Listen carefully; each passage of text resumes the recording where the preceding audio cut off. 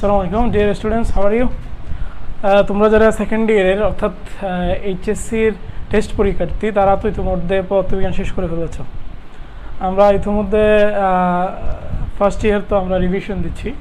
So এর আগে আমরা নিউটনীয় বলবিদ্যা চ্যাপ্টারের মোটামুটি শেষের দিকের অংশগুলো দেখেছিলাম।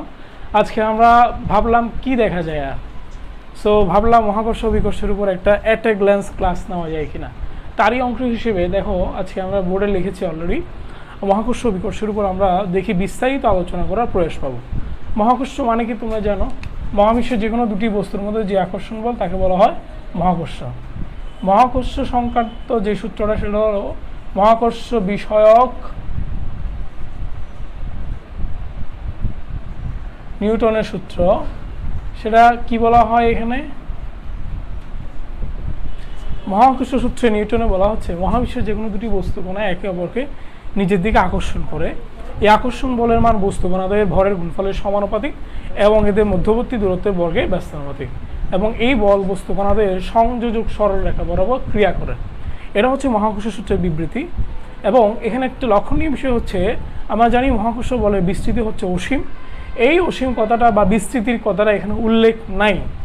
তাহলে তোমরা যদি নিউটন স্যারের ঠিক তার মূল বইয়ে অরিজিন বইয়ে যেখানে মহাকর্ষ সূত্র উপস্থাপন করা হয়েছে সেখানে আমরা যাই, সেখানে প্রথমেই শুরু করা হয় at any distance the attractional force between two body is directly proportional to the product of their masses, এভাবে শুরু করা আছে। অর্থাৎ প্রথমেই তার পরিসর বা বিস্তৃতির কথা বলা হয়। তাহলে আমরা যদি দুটো বডি বিবেচনা করি, ধরলাম একটা হচ্ছে m1 আর একটা হচ্ছে বডি হচ্ছে m2 এবং এদের মধ্যবর্তী দূরত্ব যদি হয় d, তাহলে আমরা মহাকর্ষ সূত্র অনুসারে লিখতে পারি সূত্রানুসারে F is proportional to m1 m2 divided by d square। এখানে আমরা একটা ধ্রুবক ইন্ট্রোডিউস করলে দাঁড়াচ্ছে F equals to g into m1 m2 divided by d square। এখানে g কে বলা হয় সার্বজনীন মহাকর্ষীয় ধ্রুবক। এই g এর মান আমরা সবাই মুখস্থ করে থাকি। g সমান লেখা হয় 6.673 into 10 to the minus 11 newton metre square per kg inverse 2। এই হচ্ছে আমাদের জি এর মান। এই জি কে এই যে তোমরা আজকে দেখতে পাচ্ছ জি এর একটা মান আমরা লিখেছি। এই জি এর মানের পরীক্ষা ছিল একটা, যেটাকে আমরা বলতাম জি এর মান নির্ণয়ে ক্যাভেন্ডিসের পরীক্ষা। আমাদের ঠিক পুরান সিলেবাসে এই পরীক্ষাটা ছিল। এবং জি এর মান নির্ণয়ের আরও বেশ কয়েকটা পরীক্ষা তোমরা উপরের ক্লাসে হয়তো পড়বে, কিন্তু আমরা এই জি এর মানের পরীক্ষাটা এখন আর পড়ি না, আমরা জাস্ট মানটা মনে রাখি। কিন্তু জিকে আমরা এখান থেকে খুব সহজে ডিফাইন করতে পারি। তোমরা দেখো এফ সমান G into m1 m2 by G square, এই সমীকরণ থেকে আমরা জিকে ডিফাইন করতে পারি। যদি আমরা একটু ধরে নিই, সাপোজ ধরো, তাহলে আমরা একটি সমীকরণ পেলাম, একটু বক্সে ঢুকাবো আমাদের first equation of this chapter that with home we begin. Now আমরা যদি m1 m2 সমান 1 একক, d সমান 1 একক বসিয়ে দিই, তাহলে আমরা দেখতে পাচ্ছি f সমান g পাই। এখান থেকে আমরা g কে ডিফাইন করতে পারি। তাহলে আমরা বলবো একক ভরের দুটি বস্তু কণা একক দূরত্ব অবস্থান করলে এদের মধ্যে যে আকর্ষণ বল ক্রিয়া করে তার মান কি মহাকর্ষীয় ধ্রুবক বলে, বা মহাকর্ষীয় সার্বজনীন মহাকর্ষীয় ধ্রুবকের মান বলে। এটাকে সার্বজনীন মহাকর্ষীয় ধ্রুবক কেন বলে? এটা কিন্তু একটু অনুধাবনমূলক প্রশ্ন।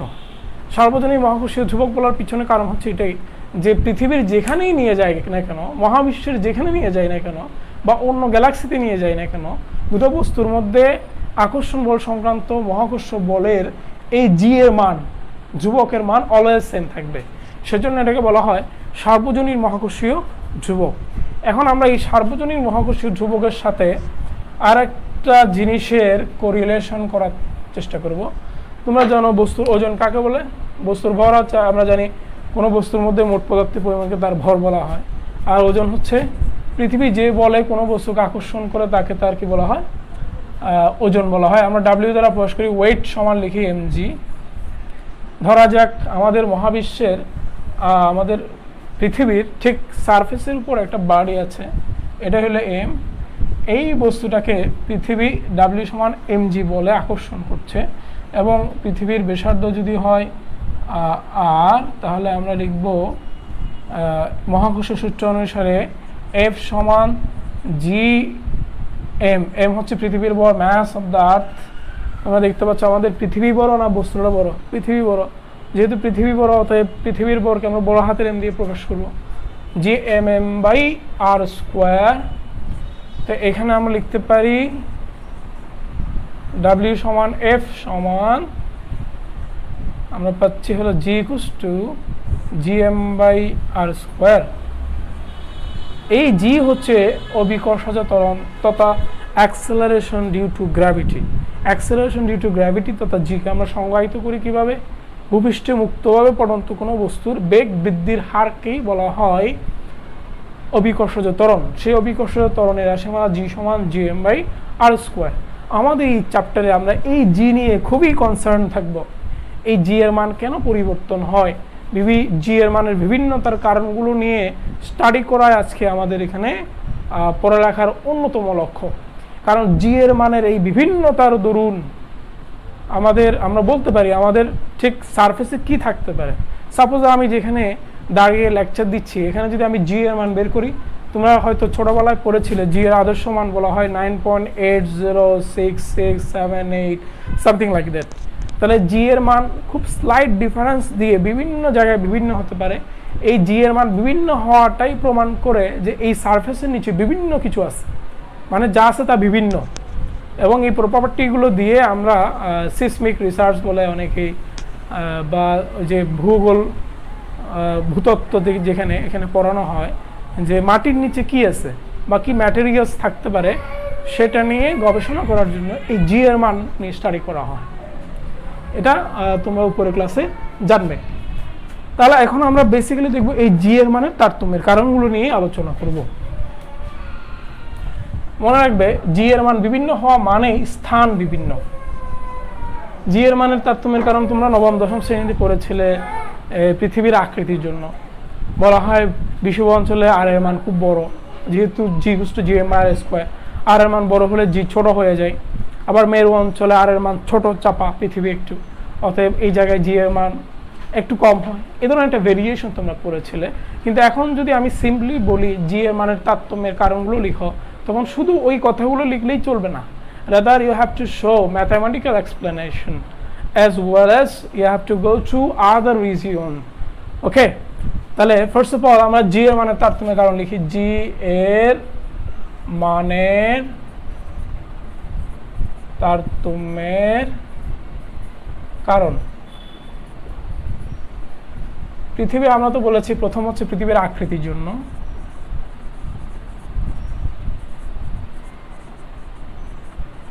এটা আলোচনা আমরা অলরেডি করে ফেলেছি। আমি বলেছি বিষুব অঞ্চলে g এর মান r এর মান সবচেয়ে বেশি হয়, মেরু অঞ্চলে সবচেয়ে কম হয়। এটার উপর ভিত্তি করে r এর মান বিভিন্ন হয়। এবার 2 নম্বর হচ্ছে ভূপৃষ্ঠ হতে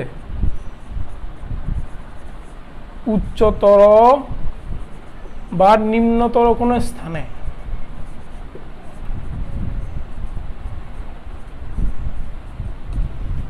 এই ধরনের সিচুয়েশনে এই 2 নম্বরটা আমাদের খুব ভালো করে আলোচনা করতে হবে।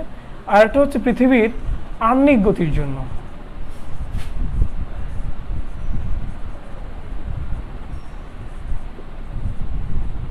g এর মানে তারতম্যের কারণ হিসেবে আমরা এই উপরের ক্লাসে বেসিক্যালি এই শেষের দুটো বিষয় খুব ভালোভাবে লক্ষ্য করার চেষ্টা করব। দেখো, প্রথমেই আমরা আসবো তাহলে ভূপৃষ্ঠের উচ্চতর বা নিম্নতর কোনো স্থানে g এর মানের কেমন তারতম্য হয় সেটা নিয়ে আমরা দেখব। তাহলে আমরা লিখব ভূপৃষ্ঠ হতে প্রথমে আসি উচ্চতর কোনো স্থানে g এর মান কেমন হবে।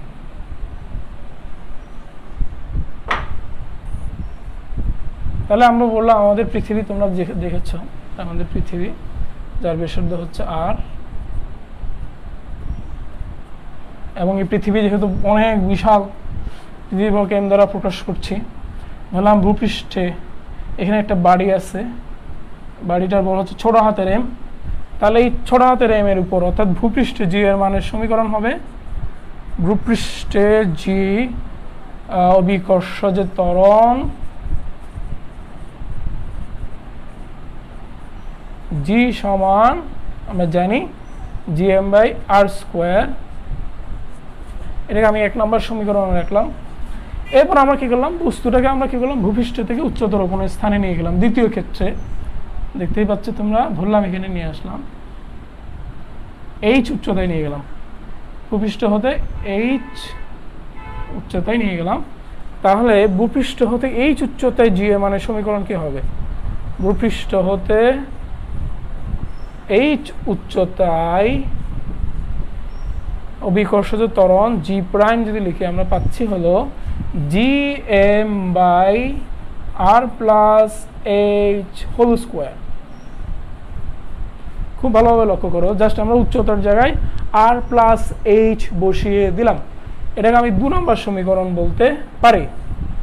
এখন দেখো ভেরি ইজি, আমি এখন 2 নম্বর সমীকরণকে যদি 1 নম্বর সমীকরণ দিয়ে ভাগ করি তাহলে কি পাবো, 2/1 করলে আমরা পাচ্ছি হলো G prime by G equal GM GM কাটা, সো আর প্লাস এইচ নিচে যাবে আর স্কোয়ার উপরে যাবে হোল স্কোয়ার। এটাই হচ্ছে আমাদের, আমরা যদি আরেকটু লাইন লিখি, অর্থাৎ আমরা যদি আরেকটু লিখি জি প্রাইম সমান G into R square by R plus H whole square, এটাই হচ্ছে ভূপৃষ্ঠ হতে এইচ উচ্চতায় জি এর মানের রাশিমালা। আমাদের বিভিন্ন অঙ্কগুলো করার সময়, গাণিতিক সমস্যাগুলো সলভ করার সময় তোমরা এই সমীকরণটা ব্যবহার করার চেষ্টা চালাবে। তোমাদের বইয়ে, শাহজাহান তপন স্যারের বইয়েও এই সমীকরণটাকে আরেকটু ডিরাইভ করে দেখিয়েছেন, যেমন এভাবে লিখেছেন, এই সমীকরণটাকে তারা এভাবে লিখেছেন R by R plus H whole square লিখে এরপর এটাকে উল্টায় ফেলছেন, R plus H by R এভাবে লেখা যায়, -2 লেখা যায়। দেখো -2 লিখে তারা আরেকটু আগায়, এখানে একটা মজার ব্যাপার আছে, সেটা হলো এটাকে লেখা হয় 1 plus H by R whole to the power -2। তাহলে আমাকে বলো তো, দ্বিপদীপবাদে তোমরা কি ধরনের একটা সমীকরণ পড়োনি, 1 plus X whole to the power -2, অর্থাৎ A plus X whole to the power A plus X whole to the power N, বা 1 plus X whole to the power N এর সূত্র পড়েছিলে। সূত্রটা কেমন ছিল দেখো, 1 plus X whole to the power N সমান, এখানেই হচ্ছে মজার ব্যাপার, তোমরা দ্বিপদীপবাদ্যে এভাবে দ্বিপদীপবাদ্যের প্রয়োগ বাস্তবভাবে পড়োনি, সেই বাস্তবভাবে আমরা প্রয়োগ করে দেখাচ্ছি পদার্থবিজ্ঞানে।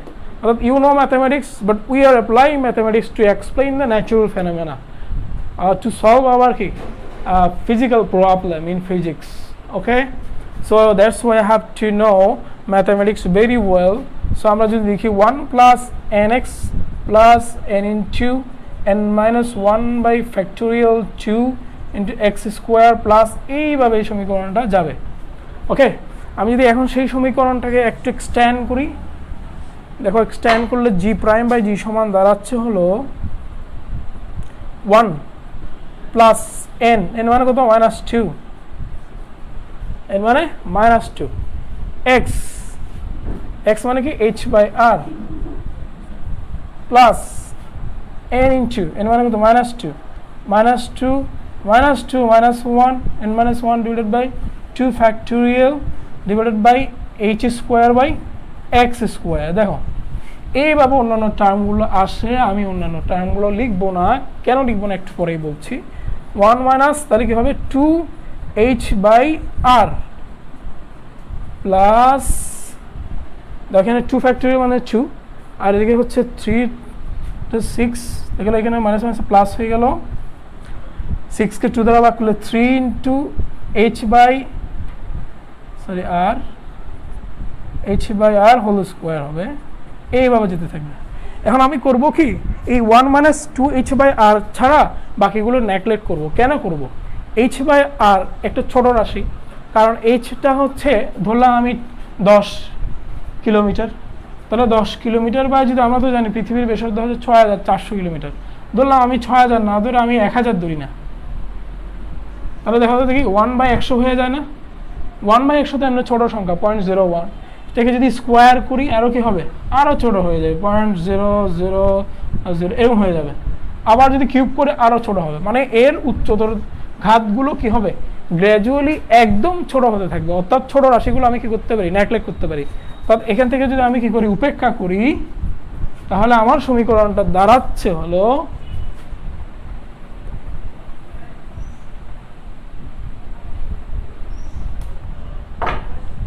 জি প্রাইম বাই জি সমান 1 মাইনাস 2h বাই আর। সুতরাং জি প্রাইম সমান 1 মাইনাস আর। দেখো আমি এই সমীকরণটা তোমাদের ব্যবহার না করতে কি করব, উৎসাহিত করব, কারণ এই সমীকরণে একটা এক্সাম্পশন আছে। এক্সাম্পশনটা হচ্ছে কি, এইচ আর এর তুলনায় অনেক ছোট হতে হবে, এবং আমি এখানে কি করেছি, উপেক্ষা করেছি। এই সমীকরণ দিয়ে ব্যবহার করলে দেখবা এক পর্যায়ে গিয়ে জি এর মান 0 হয়ে যাবে, কিন্তু পৃথিবীর উপরে এমন কোনো জায়গা নাই যেখানে জি এর মান কি হবে, 0 হবে, নেভার বিকামস 0। অতএব এই সমীকরণ প্রয়োগ না করে তোমরা এর আগে যে সমীকরণ আমি দেখিয়েছি, জি প্রাইম সমান G into R by R plus H whole square, এই সমীকরণটা ব্যবহার করার চেষ্টা চালাবে, না হলে গাণিতিক সমস্যা হওয়ার পসিবিলিটি আছে। এখন জি এর মানের তারতম্যের কারণে এই পর্যায়ে আমরা পড়ব পৃথিবী ভূপৃষ্ঠ হতে নিম্নতর কোনো স্থানে। খুব ভালো করে বুঝতে হবে এখন টার্মটা। দেখো, ভূপৃষ্ঠ হতে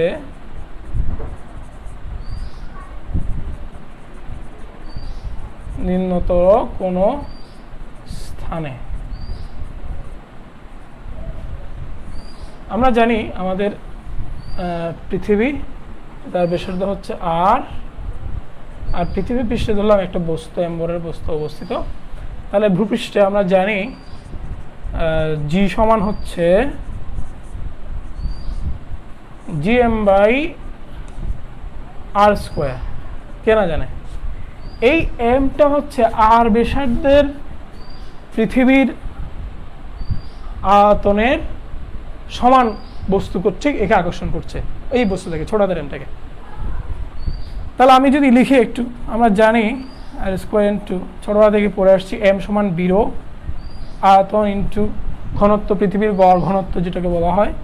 আর পৃথিবী যেহেতু একটা স্পেয়ার লাইক বাড়ি, অর্থাৎ গোলকীয় বস্তু, অতএব পৃথিবীর আয়তনের সূত্র লিখব হলো 4/3 পাই আর কিউব, অর্থাৎ জি ইন্টু 4/3 পাই আর কিউব ইন্টু রো। তোমরা দেখতেই পাচ্ছ এখানে অনেক কিছুই কাটা যাচ্ছে, 4/3 পাই থাকবে, জি থাকবে, রো থাকবে, আর থাকবে, এছাড়া আর কিউব আর স্কোয়ার কেটে দিবে। তাহলে এই সমীকরণটাকে আমি 1 নাম্বার লিখব। অর্থাৎ ভূপৃষ্ঠে জি এর মানের সমীকরণে দেখো আমি আয়তন এবং ঘনত্বকে কি করলাম, ইন্ট্রোডিউস করলাম। তোমাদের এই বিষয়টা অবশ্যই মাথায় থাকতে হবে। এখন আসি, আমি যদি লিখি ভূপৃষ্ঠ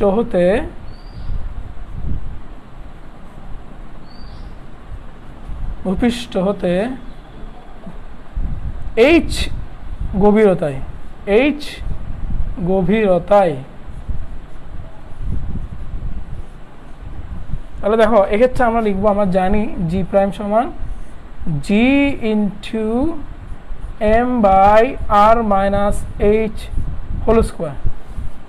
তোমরা ভাবছো আমি ঠিক লিখছি, আমি জানি এখানে আমি একটা ভুল করছি।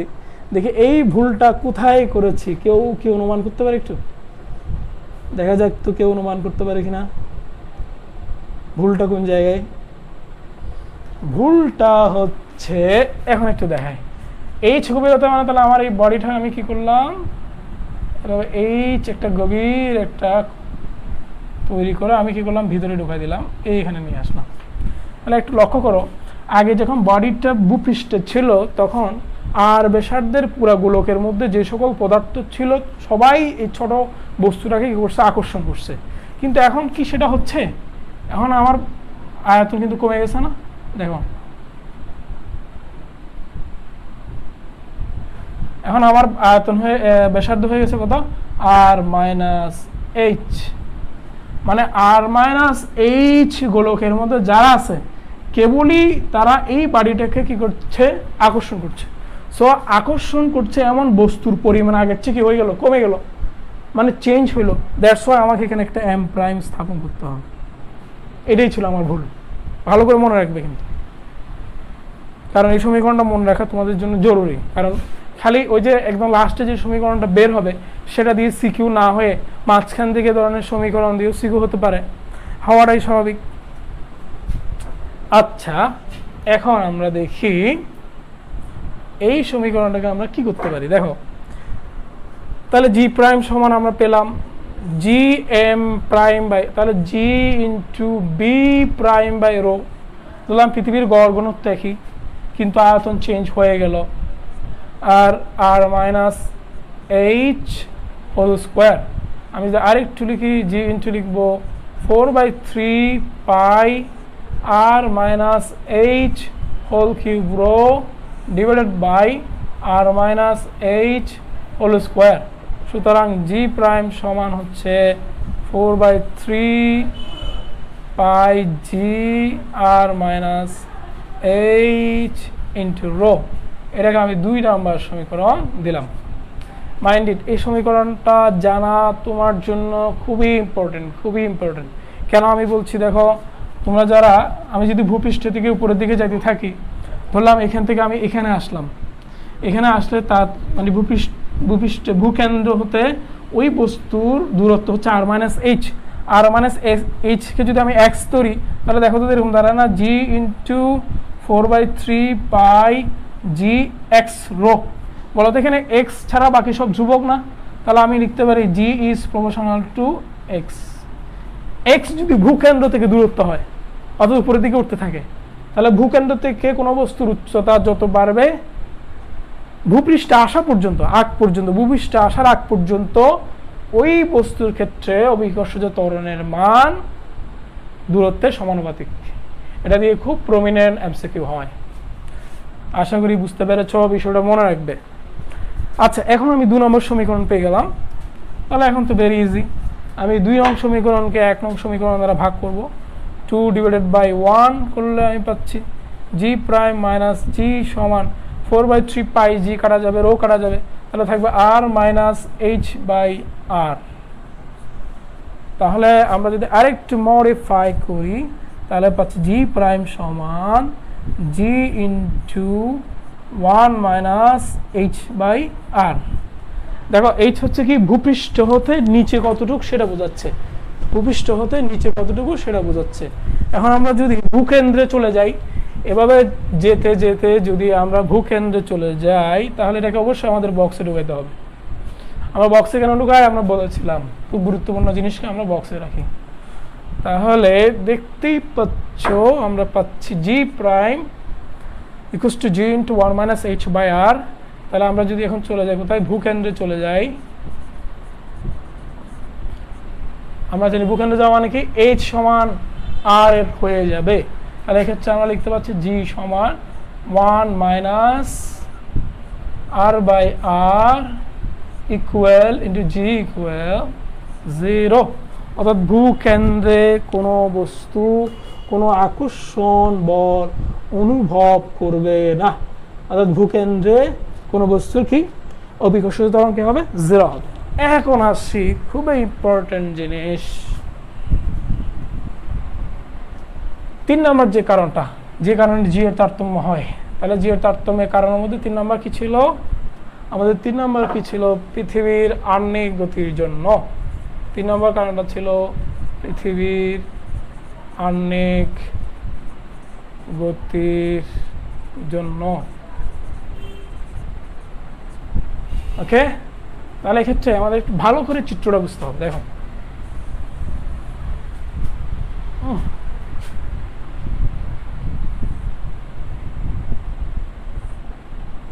কোনো মতো ধরলাম, হয়ে গেল, এটা হচ্ছে আর, ধরলাম ঠিক মাঝখান বরাবর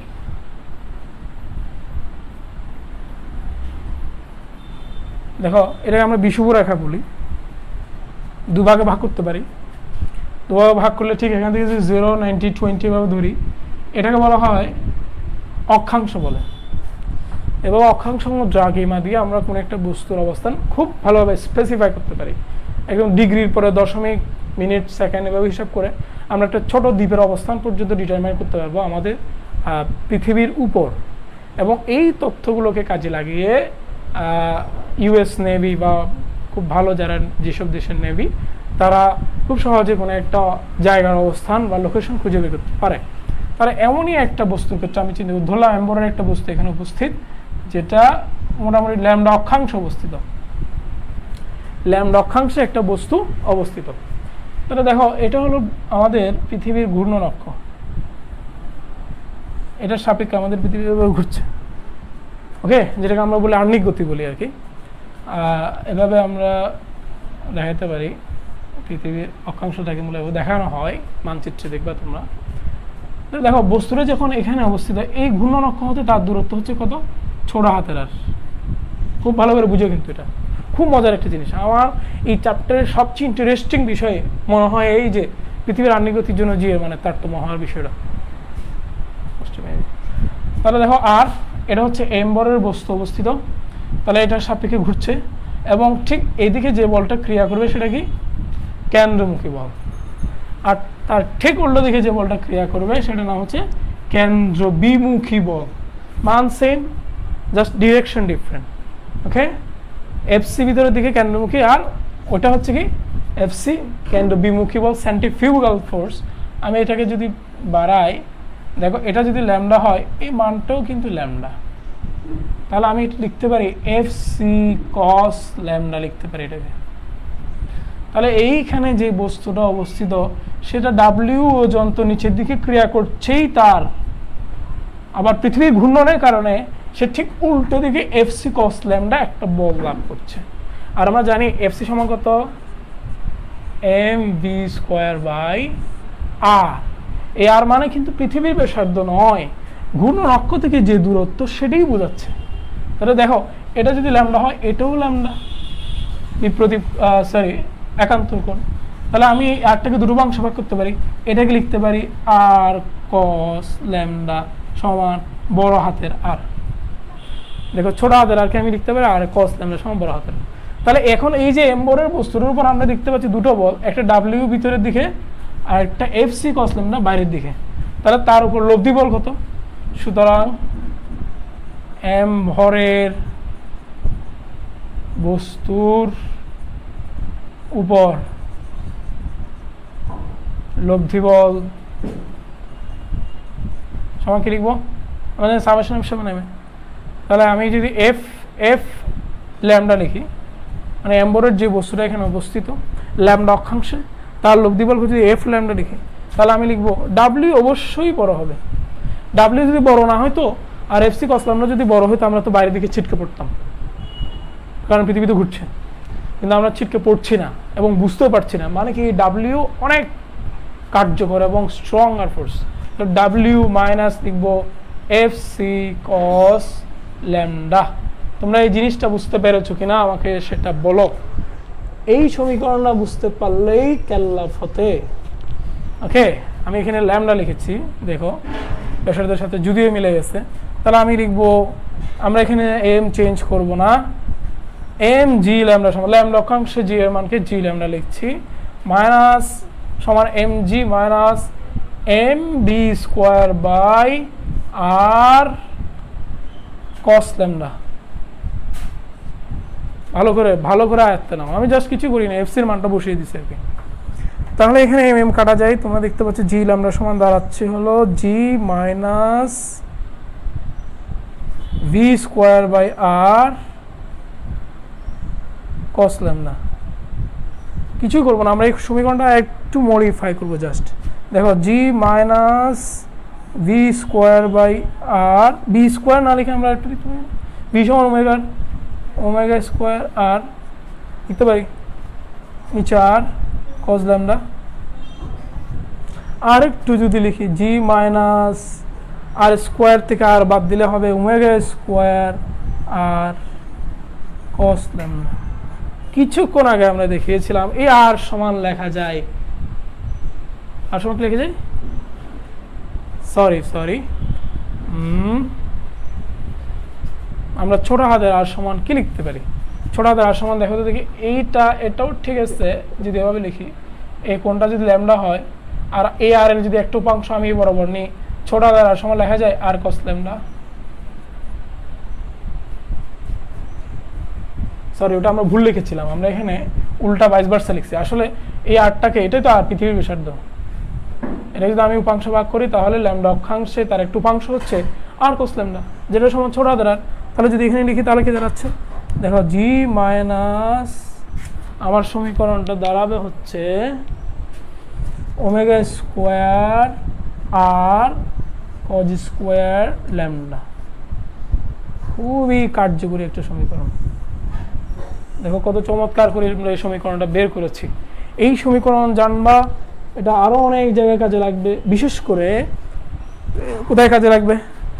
সরল পর্যাবৃত্ত গতি চ্যাপ্টারে আমরা যখন পর্যায়কালের ভেরিয়েশনের কারণ করব একটা সরল দোলকের, তখন জি এর মান যে বিভিন্ন হয়, আহ্নিক গতির কারণেও বিভিন্ন হওয়ার কারণে কেমনে কী হয়, এগুলো এখানে চলে আসবে।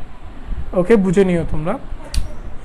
এখন এই সমীকরণটা আমরা লিখলাম, এই সমীকরণের মধ্যে আরও অনেক আন্ডারস্ট্যান্ডিং আছে, আরও অনেক আন্ডারস্ট্যান্ডিং আছে, অনেক অনেক। দেখো আমরা জানি জি ল্যামডা সমান আমরা লিখতে পারি জি মাইনাস ওমেগা স্কোয়ার আর কজ স্কোয়ার ল্যামডা। তার ব্যাখ্যাটা কি? ব্যাখ্যাটা হচ্ছে এই যে আমাদের পৃথিবী, এটা হলো আমাদের অক্ষাংশ, এই অক্ষাংশে আমরা কথা বলছি এখানে বস্তুটা। ওকে, তাহলে আমার পৃথিবী ঘুরছে এভাবে, এই অক্ষের সাপেক্ষে ঘুরছে এভাবে। তাহলে দেখো ল্যামডার মান যদি আমি ক্রমান্বয়ে বাড়াতে থাকি, 0 cos 0 মান কত? 0। তাহলে cos 0 মান 0 মানে কি বোঝা গেল? cos 0 মান কি 0, sin 0 মান 0, cos 0 মান 1। ওকে, ইয়েস, cos 0 মান 1। তাহলে cos 0 মান 1, দেখো তো আমি যদি এখান থেকে শুরু করি, cos 0 মান 1 মানে জি ল্যামডা, অর্থাৎ যখন পৃথিবী ঘুরতেছে আর তখন বস্তুটা যখন বিষুব অঞ্চলে, তখন আমরা দেখতে পাচ্ছি জি ল্যামডার মান সবচেয়ে কম, সবচেয়ে কম। কারণ এরপরে তুমি cos 30-তে যাও, cos 30 সমান কি আমরা জানি √3/2, √3/2 কি স্কোয়ার করলে কি দাঁড়ায় 3/4। মানে আচ্ছা আমরা একটু আগাই, দেখো তোমরা ব্যাপারটা যেহেতু বুঝতে পারছো, ল্যামডা সমান 0 হলে জি ল্যামডা সমান কি আসে? জি মাইনাস ওমেগা স্কোয়ার, মানে জি থেকে ওমেগা স্কোয়ার আর পুরোটা বিয়োগ করতে হচ্ছে।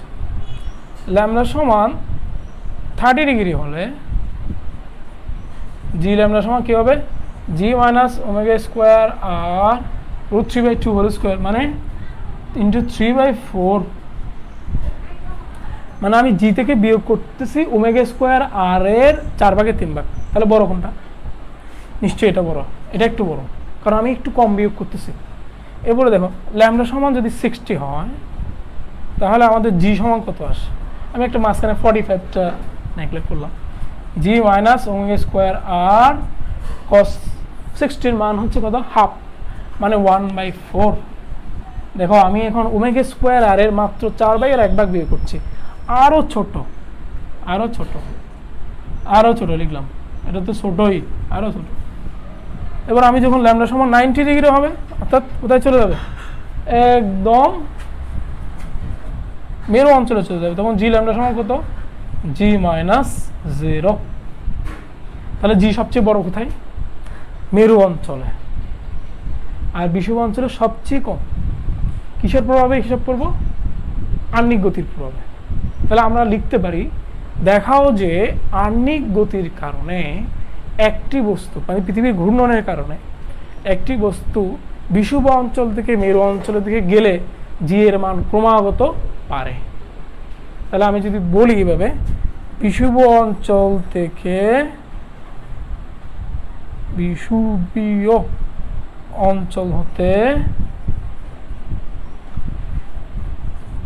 মেরু অঞ্চলের দিকে গেলে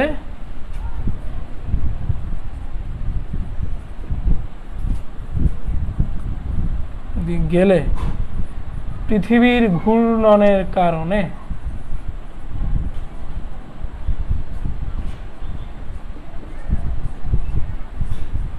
জি এর মান ক্রমশ বাড়ে। গাড়িট এইভাবে তোমাকে প্রমাণ দেখাতে হবে। 2 নম্বরের জন্য উদাহরণমূলক আসতে পারে, এইভাবে চতুর লোকের মতো, চতুর স্টুডেন্টের মতো চমৎকার করে শো করে দিবা, তাহলে 2 নম্বরে 2 পেয়ে যাওয়া, আদারওয়াইজ মার্কস পাওয়া অনেক কঠিন হবে। এখন আসি, তাহলে এখান থেকে আরেকটা কথা কি আমরা বলতে পারি না? তোমরা দেখতেই পাচ্ছ, যদি আমরা একদম মেরু অঞ্চলে চলে যাই তাহলে পৃথিবীর ঘূর্ণনের কোনো প্রভাব নাই, মানে জি যা তাই থাকে। তাহলে একটা লোক যদি একদম ঠিক মেরু অঞ্চলে দাঁড়াই থাকে, পৃথিবীর ঘূর্ণনের কোনো প্রভাব সে পরিলক্ষিত হবে না। অর্থাৎ পৃথিবীর ঘূর্ণনে কোনো প্রভাব পরিলক্ষিত হবে না। কিন্তু যারা ঠিক মাঝখানে দাঁড়ায় থাকবে, ধরলাম এইখানে দাঁড়ায় আছে যে পৃথিবীর ঘূর্ণন এখন যা, যদি তার চেয়ে আরো কয়েক গুণ বাড়াই দেওয়া হয়, যদি বাড়াই দেওয়া হয় তাহলে কি হবে? কয়েক গুণ বাড়াই দেওয়া হলে কি হবে? দেখো, পৃথিবীর ঘূর্ণন যদি বাড়ে, ধরলাম জি ল্যামডা সমান আমরা যে জি মাইনাস ওমেগা স্কোয়ার আর ওমেগা স্কোয়ার আর ধরলাম আমি কস ল্যামডা, ল্যামডা সমান 0 ধরে এখানে হিসাব করি, তাহলে ওমেগার মান যদি বাড়ে, ওমেগা সমান কি 2 পাই বাই টি নাকি? আচ্ছা, এই টি আমাকে পৃথিবীর ঘূর্ণন যদি বাড়ে, টি এর মান বাড়বে না কমবে? কমবে। টি এর মান কমবে। টি কম হলে ভাগফলটা বড় হবে না? তাহলে টি যদি মানে ঘূর্ণন বাড়তে বাড়তে যদি ভাগফল এই টিটা যদি অনেক কমে, ঘূর্ণন বাড়লে টি কমবে, কারণ একক সময়ে বেশিবার ঘুরবে, অর্থাৎ পর্যায়কাল কমে যাবে। কম দিয়ে যদি উপরেরটাকে ভাগ করি তাহলে এই ভাগফলটা বড় হবে। বড় হয়ে যদি এক সময় জি এর সমান হয়ে যায়, এই ভাগফলটা যদি জি এর সমান হয়ে যায়, তাহলে জি ল্যামডা কি হয়ে যাবে? 0 হয়ে যাবে। অর্থাৎ পৃথিবীর ঘূর্ণন অস্বাভাবিক বেড়ে গেলে এক সময় ওই ল্যামডা অক্ষাংশের কোনো বস্তু কোনো ধরনের আকর্ষণ বল অনুভব করবে না, নিজেকে ওজনহীন অনুভব করবে। এবং ঘূর্ণন যদি আরো বাড়ানো হয়, এক সময় এই বস্তুটা, অর্থাৎ এই যে দেখতে পাচ্ছ এই বস্তুটার একটা হচ্ছে ডাব্লিউ ভিতরের দিকে আর একটা হচ্ছে কোন দিকে? এফসি কস ল্যামডা দেখাইছিলাম। ঘূর্ণন অস্বাভাবিক বেড়ে গেলে এক পর্যায়ে এফসি কস ল্যামডা এত বড় হবে, বস্তু তখন পৃথিবীর মধ্যাকর্ষণকে পরাজিত করে এভাবে উপলব্ধি করতে থাকবে। খুবই মজার ফেনোমেনা, খুবই মজার ফেনোমেনা। তাহলে এখান থেকে একটা খুব প্রমিনেন্ট প্রশ্ন হতে পারে, পৃথিবীর ঘূর্ণন কত গুণ হলে বা কত গুণ বাড়ালে, বাড়ালে মানে কি ভিন্ন হবে। তাহলে আমি যদি প্রশ্নটা লিখি, পৃথিবীর ঘূর্ণন বর্তমানের তুলনায়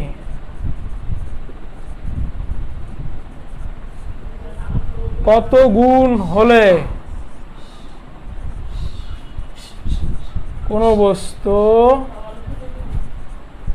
নিজেকে ওজনহীন মনে করবে? মনে করবে মানে কি? ওজনহীনই হয়েছে। এটা আমি বলে দিলাম কিভাবে করতে হয়, দেখাইও দিলাম। অতএব এটা তোমাদের জন্য HW থাকবে। এখন এই অভিকর্ষিত ত্বরণ নিয়ে আমি আরেকটা প্রবলেম আলোচনা করব।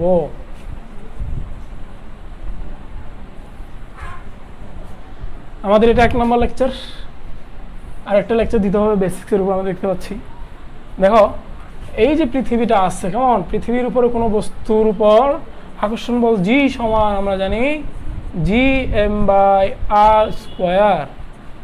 এখানে আমরা জানি জি হচ্ছে ভূপৃষ্ঠ অভিকর্ষিত ত্বরণ, এম হচ্ছে পৃথিবীর ভর মানে আর হচ্ছে কি পৃথিবীর ব্যাসার্ধ।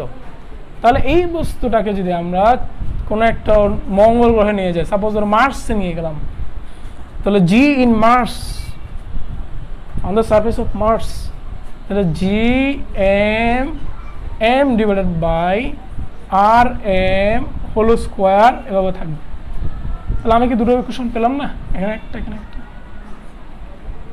তাহলে আমি যদি এখন ভাগ করি, Gm/G ইকুয়াল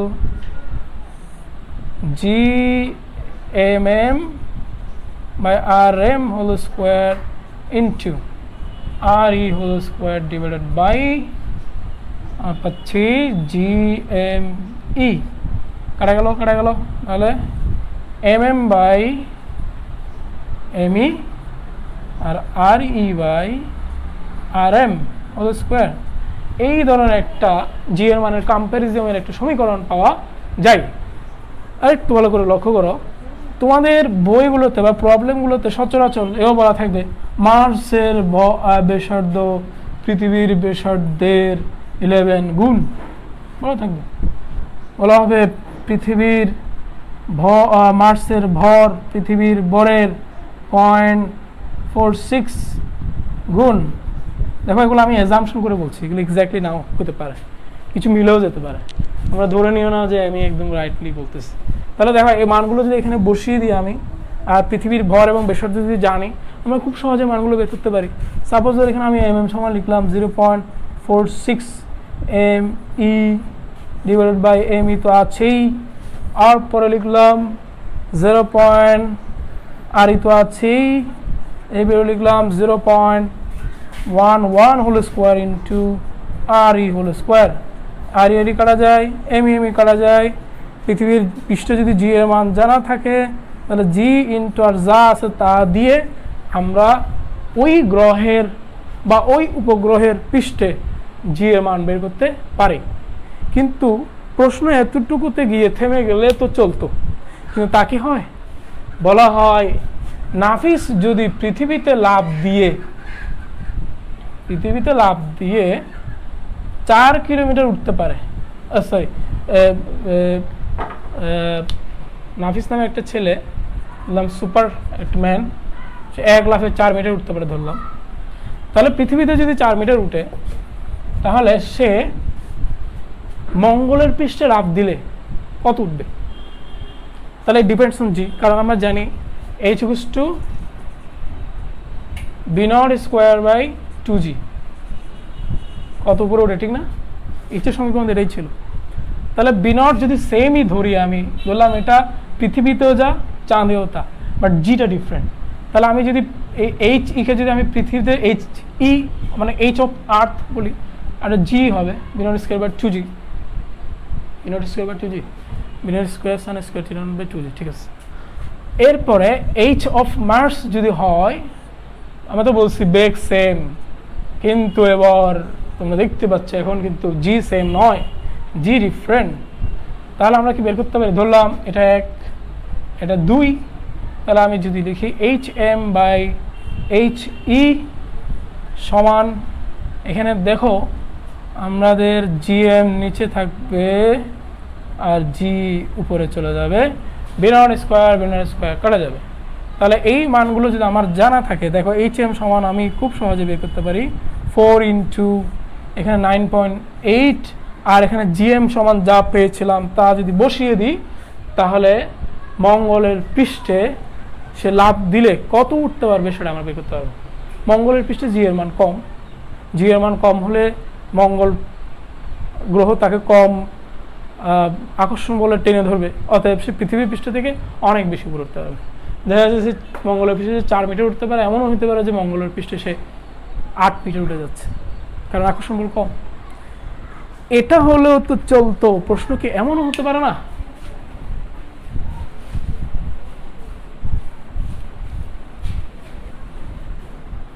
প্রশ্ন কি এমন হতে পারে না যে এভাবে বলটা ছুড়ে দিলে অনুভূমিক পাল্লা পৃথিবী পৃষ্ঠে যদি হয় এত, তাহলে মঙ্গলের পৃষ্ঠে কত, RM কত, এটা RE বলতে পারে। তাহলে এটাও আমরা জানি ডিপেন্ড করে কার উপর? জি এর উপর। কারণ আমরা জানি আর সমান কি B0 স্কোয়ার সাইন 2θ0 বাই জি। তাহলে আমি ধরলাম এই অ্যাঙ্গেলটা সেম, নিক্ষেপণ অ্যাঙ্গেলটা সেম, তাহলে নিক্ষেপণ অ্যাঙ্গেল সেম হলে এটা কাটা যাবে, B0 সেম থাকবে, তাহলে RE সমান GE হবে ধরলাম, আর RM সমান হবে হলো B0 square sine 2θ0 by GM। তাহলে আমরা যদি ভাগ করি RM বাই RE সমান, তাহলে GM নিচে, জি উপরে, সবগুলো মান বসিয়ে দিলে দেখো এখান থেকেও আমি RM সমান আমার সে কাঙ্ক্ষিত মানটা পেয়ে যাচ্ছি। আর ইন্টু পৃথিবী তো 9.8, আর এখানে যত পাওয়া গেছিল মঙ্গলের পৃষ্ঠে তত বসিয়ে দিলে ক্যালকুলেশন করে এটা কত দূরে যাবে সেটা পাওয়া যাবে। এখানেও বলে রাখি, যেহেতু মঙ্গলের পৃষ্ঠে আর এর মান কম, অতএব এখানেও জি এর মান কম, অতএব এখানেও অনুভূমিক পাল্লা কি হবে? বেশি হবে। সবাইকে ধন্যবাদ। আগামী ক্লাসে আমরা এই চ্যাপ্টারের বাকি অংশগুলো দেখব। ততক্ষণ পর্যন্ত ধৈর্য ধারণ করার আহ্বান জেনে এবং ভালো করে এগুলো আরেকটু খুঁটে খুঁটে পড়ার জন্য, কোথাও কোনো প্রবলেম পেলে আমাকে মেসেঞ্জারে নক করার জন্য অনুরোধ রেখে আজকের ক্লাস শেষ করছি। সবাইকে ধন্যবাদ।